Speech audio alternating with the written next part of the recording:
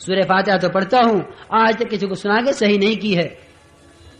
خدا سن رہے ہیں، فرشتے سن رہے ہیں، ملائکہ سن رہے ہیں، سب سن رہے ہیں، لیکن اب تک اس نے نہیں سنی جس کو صحیح یاد ہے، اور جس کو سنا کے اس کی سورہ فاتحہ صحیح ہو جائے۔ وہ لقمہ نہیں دیں گے، وہ فرشتے نہیں کہیں گے جو ہے کان میں آ کر کے یوں پڑھ۔ سیکھنا سکھانا آپس میں ہوگا۔ تو یہ کہیں کہ قرآن کے حلقے یہ نماز کی تکمیل کے لیے، فضائل کے حلقے جو ہے تعلیم کے یہ نماز کی تحسین کے لیے، مسائل کی تحقیق علماء سے یہ نماز کی تصحیح کے لیے، نماز صحیح اسی سے ہوگی، اور گشتوں کا کرنا یہ نماز کے قیام کے لیے۔ یہ 5 کام مسجد کے پھر سارے عالم کے انسانوں کو میں ہدایت کیسے آئے اس کے تقاضے پیدا کرنے کے لیے جڑنا، اور پھر ان تقاضوں کو پورا کرنے کے لیے مشورے کرنا، کیونکہ یہ اعمال مسجد ہیں۔ ان اعمال کے کر لینے کا نام کہتے ہیں مسجد کا آباد کرنا۔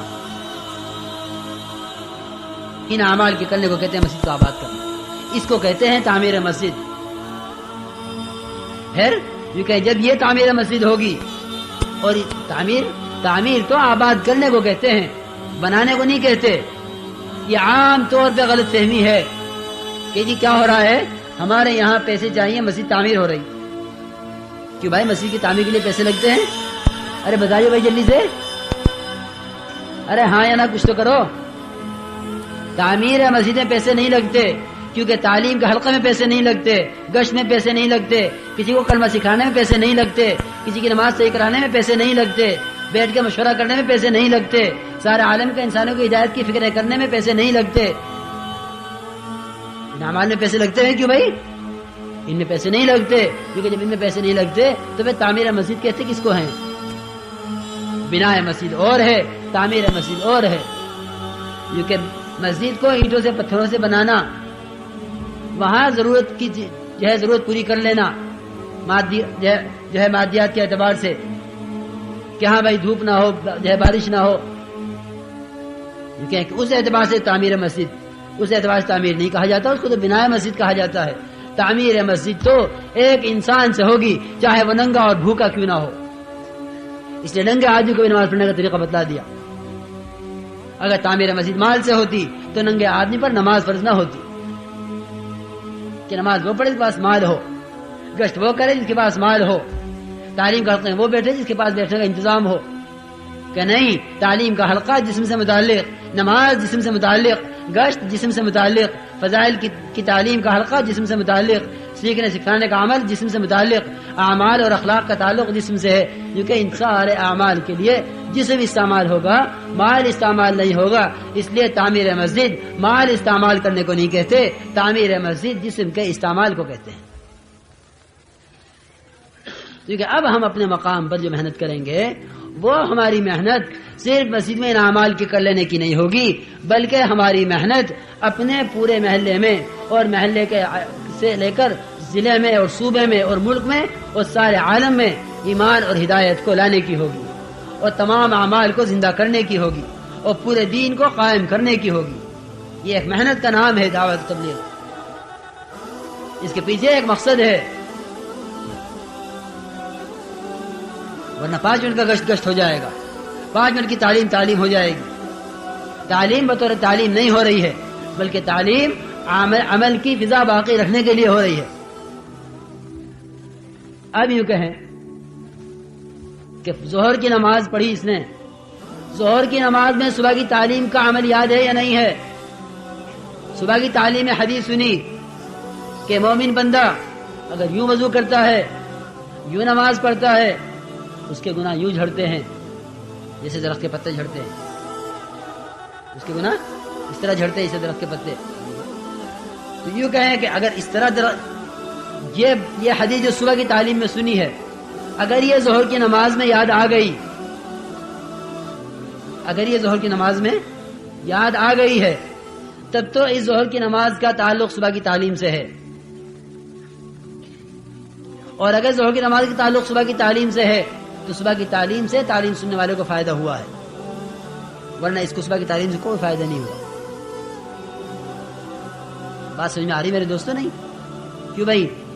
یہ ویسی بات چل رہی ہے، ہم بیٹھے ہوئے ہیں،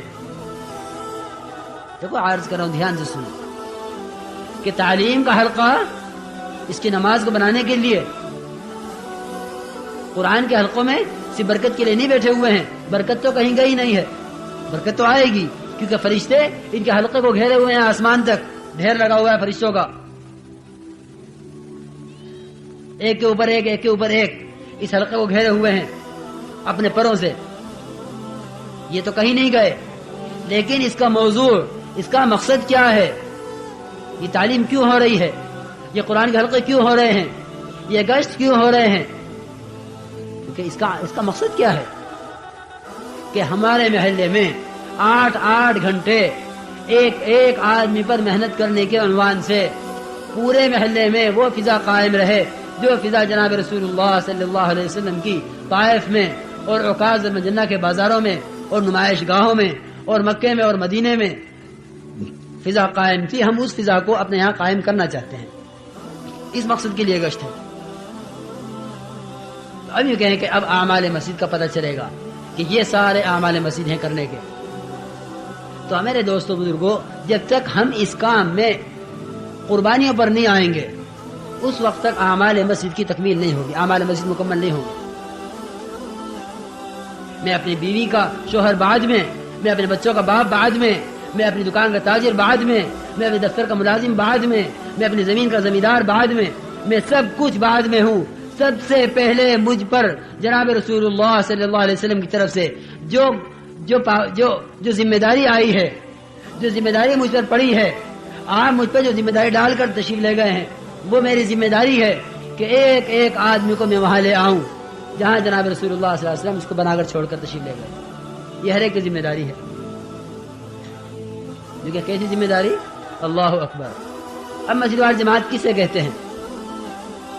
کیونکہ مسجد وار جماعت یہ دکان وار جماعت نہیں ہے، یہ تجارت وار جماعت نہیں ہے، یہ زراعت وار جماعت نہیں ہے، یہ دفتر وار جماعت نہیں ہے، یہ مسجد وار جماعت ہے۔ مسجد وار جماعت اس کا ایک ایک عمل مسجد سے متعلق ہوگا، اس کا گشت، اس کی انفرادی دعوت، اس کی اجتماعی دعوت، اس کا ایک ایک عمل، کیونکہ یہ سارا اس کا ہر عمل وہ ہوگا جو مسجد سے متعلق ہے۔